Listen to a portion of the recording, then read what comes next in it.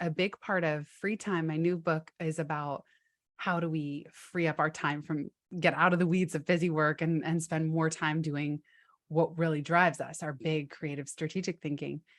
And I think it's also so important to notice who in your life is an energizer and who's a drainer, or on the work front, what energizes you, what drains you. I heard on a podcast this amazing tip that one guy, after he ends every meeting, he color codes that calendar entry, red, orange, or green. And if it's red, it drained him. If it's orange, it's neutral. And if it's green, he really enjoyed it.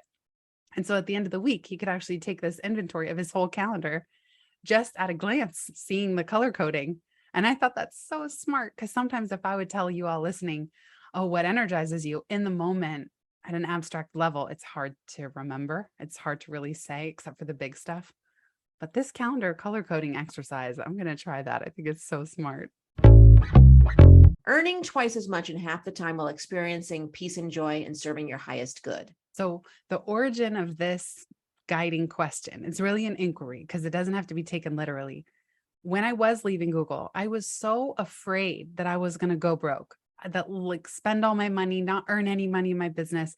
I didn't really have confidence that I was going to be some brilliant entrepreneur. I genuinely didn't know if I could ride out the 6 months of savings that I had.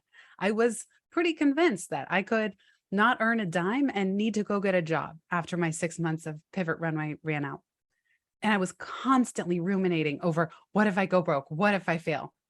And I was so sick of that at some point, my inner CFO just having a panic attack, that I started to make myself, it was okay if I had that fear-based thought.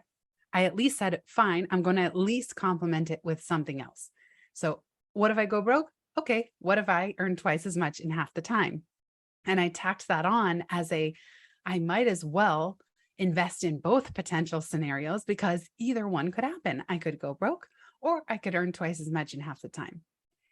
Then a couple years later, I added with ease and joy, because I don't care if I earn twice as much in half the time, but I'm miserable and sacrificing myself and unhappy and just a jerk, then I don't want that either.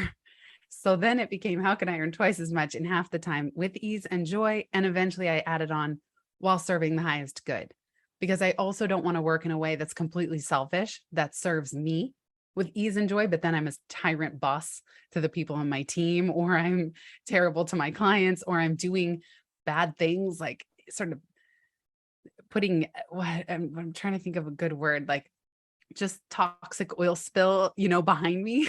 I don't want that. So while serving the highest good also serves as a compass for anything that I do or take on. Yes, that's great if it's easeful, joyful, and abundant for me. And does it also serve the highest good? And if not, I'm not going to do it, even if I should do it.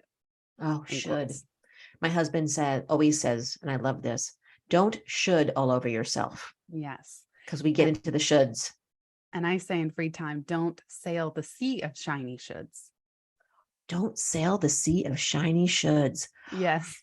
Oh my God, I am so sailing that sea.